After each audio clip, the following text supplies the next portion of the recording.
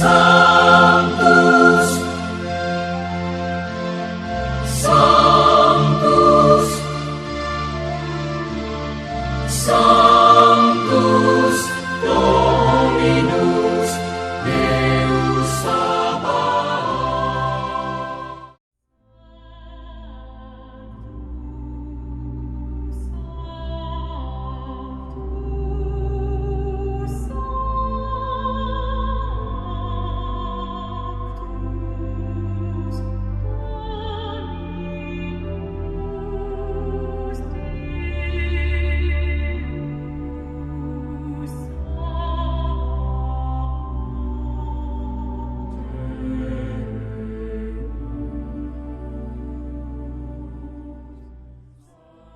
Siapakah sosok presiden yang menyelamatkan hostia kudus saat jatuh itu?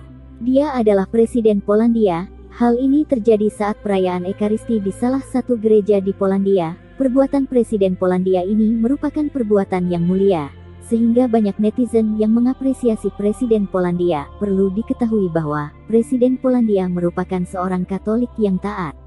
Berikut profil Presiden Polandia, dan apa itu hostia kudus bagi seorang Katolik. Andrzej Duda, Presiden Polandia. Presiden Polandia Andrzej Duda lahir pada tanggal 16 Mei tahun 1972 di Krakow. Dilansir dari situs kepresidenan Polandia, Andrzej punya rentang pengalaman yang panjang sebelum akhirnya menjadi presiden. Pada tahun 1984, dirinya bergabung dengan pasukan pramuka Krakow kelima, Piorun, yang dinamai Legiun 1914. Setelah beberapa tahun, Andrzej pun menjadi kepala pramukanya. Pada tahun 1991, dirinya mendaftar di Departemen Hukum dan Administrasi Universitas Jagiellonian. Pada Februari tahun 1997, sembari mempertahankan tesis magister, dirinya mulai bekerja sebagai guru akademik dan sarjana di Ketua Prosiding Administrasi, dan pada 2001, menjadi Ketua Hukum Administrasi di Universitas Jagiellonian. Pada bulan Januari tahun 2005, setelah presentasi disertasi berjudul Kepentingan Hukum dalam Hukum Administrasi Polandia, Andrzej memperoleh gelar PhD dalam bidang hukum. Pada musim semi 2005, dirinya mendirikan firma hukum sendiri. Pasca pemilihan parlemen tahun 2005, Andrzej sempat menjadi ahli legislasi untuk Kaukus Parlemen Hukum dan Keadilan.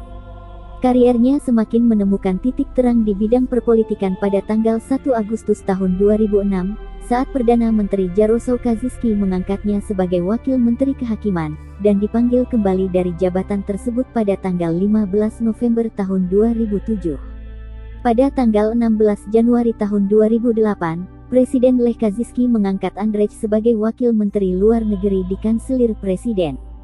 Namun setelah Bronisław Komorowski terpilih sebagai Presiden Polandia pada Juli tahun 2010, dirinya mengajukan pengunduran diri. Pada tahun 2010, Andrzej memenangkan kursi di Dewan Kota Krakow dan sebagai tambahan mengambil posisi Ketua Club of Law and Justice City Councilors.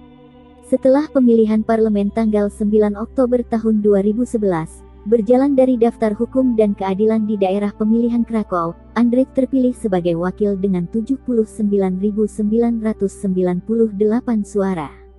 Pada tanggal 27 November tahun 2013, Andrzej mendapat tanggung jawab menjabat sebagai juru bicara pers untuk hukum dan keadilan. Hingga tanggal 9 Januari tahun 2014, Komite Politik Hukum dan Keadilan menunjuknya sebagai kepala kampanye dalam pemilu mendatang di Parlemen Eropa. Pada tanggal 25 Mei tahun 2014, Andrzej memperoleh mandat MEP dengan 97.996 suara. Pertempuran suara pun dimulai. Pada putaran pertama pemilihan kantor Presiden Republik Polandia pada tanggal 10 Mei tahun 2015, dirinya memenangkan 34,76% dari semua suara sah. Dalam putaran kedua pada tanggal 24 Mei tahun 2015, Andrzej terpilih sebagai Presiden Republik Polandia, setelah memperoleh 51,55% suara sah. Pada tanggal 6 Agustus tahun 2015, setelah mengambil sumpah jabatan di hadapan Majelis Nasional, ia menjabat sebagai Presiden Republik Polandia. Setiap umat Katolik sudah seharusnya paham tentang syarat menerima komuni kudus dalam gereja Katolik. Tujuannya agar komuni tersebut tetap dipandang sebagai sesuatu yang sakral dan memberikan berkat bagi umat. Dalam perayaan Ekaristi, penerimaan komuni merupakan puncak dari perayaan tersebut. Karena melalui komunilah Kristus hadir dalam diri umat Katolik. Komuni dalam gereja Katolik merupakan sebuah upacara, di mana roti dan anggur dikonsekrasi lalu dibagikan kepada seluruh umat yang layak menerima komuni tersebut. Yang berhak melakukan upacara komuni adalah imam atau romo, karena mereka adalah perwakilan Yesus di dunia ini.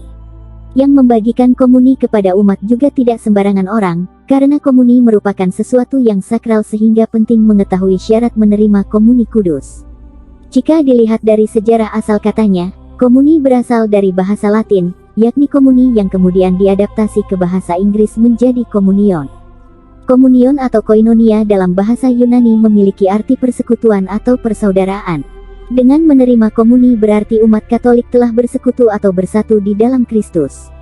Komuni merupakan sesuatu yang sakral, oleh karena itu tidak sembarang orang dapat menerima komuni. Di dalam gereja Katolik sendiri ada beberapa aturan dan larangan dalam penerimaan komuni tersebut. Secara umum terdapat 5 syarat utama dalam penerimaan komuni kudus, yakni sebagai berikut. 1. Menjadi anggota kesatuan gereja Katolik. Syarat utama agar Anda dapat menerima komuni adalah harus menjadi anggota kesatuan dari gereja Katolik. Jika Anda belum dibaptis, maka harus dibaptis terlebih dahulu, dan jika sudah dibaptis di gereja lain, maka Anda harus diterima secara sah terlebih dahulu. 2. Memiliki usia yang telah mampu memaknai komuni. Syarat menerima komuni kudus selanjutnya, komuni hanya bisa diterima oleh orang-orang yang sudah mampu memandang komuni sebagai sesuatu yang sakral.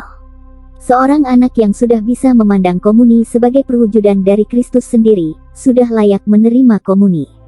3. Telah menerima komuni pertama.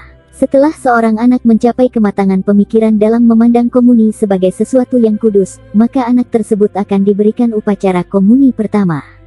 Sebelum menerima komuni pertama, akan dibekali terlebih dahulu tentang makna serta larangan apa saja yang harus dipatuhi jika telah menerima komuni. 4. Telah menerima sakramen pengakuan dosa. Penerima komuni juga harus orang-orang yang telah menerima sakramen pengakuan dosa. Alasannya karena komuni harus diterima dengan hati yang bersih tanpa dosa, sehingga Kristus dapat benar-benar bersemayam dalam diri si penerima komuni tersebut. Jika belum melakukan pengakuan dosa, maka Anda tidak diizinkan menerima komuni. 5. Puasa 1 jam sebelum menerima komuni. Syarat menerima komuni kudus lain yang juga harus dilakukan saat menerima komuni adalah melakukan puasa 1 jam sebelum misa berlangsung.